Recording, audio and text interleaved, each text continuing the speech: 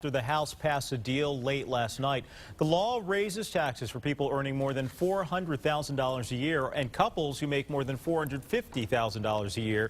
But many House Republicans didn't support the bill because it does not include any spending cuts in government spending. Now, President Obama thanked Congress for passing it. Now that the deal is passed and ready for the president to sign, we're looking into what it means for you. That's right. It may be a bit different than you actually thought. News Channel 5's Josh Boos is live for you this morning. And Josh, all night long, you've been digging through the numbers to find out exactly how people right here in Northeast Ohio will be impacted by this. So tell us what you found.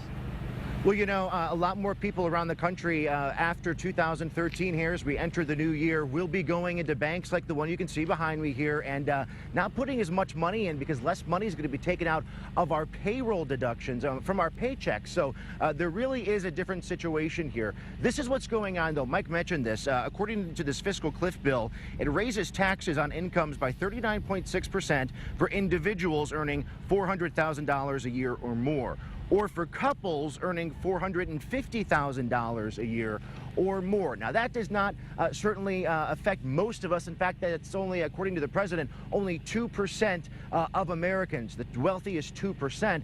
But here's how it does impact us here. Take a look at these numbers. Most American workers will be paying 2% more in Social Security. It's going to be taken right from your payroll check. Now, 2 years ago, there was a tax cut, so we would pay less. That was in 2010. But that tax cut expired, and lawmakers agreed not to make it part of the fiscal cliff negotiations. So, for example, if you earn $50,000 a year, you would pay about $1,000 more in taxes this year. It's going to come right out of your paycheck. That comes out to a little more than $19 cut from your paycheck every single week. So those earning the top incomes, certainly as we enter 2013 here, will not be the only ones paying more in taxes as we are in the new year. The only people, Macy, that will not be affected are those that pay into a pension program and that do not pay into Social Security, which is a minority. And Josh, that's not all. You know, there are talks gas prices could actually go up because the fiscal cliff was averted. Tell us about that. Yeah, no, well, AAA in Florida says, you know, gas prices could go up. It doesn't really make sense if you think about it until you look at it this way, because there's more optimism for our markets now, for the economy. So certainly that could be, you could be paying more that way. AAA says if there wasn't a deal made and there was less stability, or we thought less, had less optimism about our economy, then we could be paying the same or even less. So you got to think of it that way.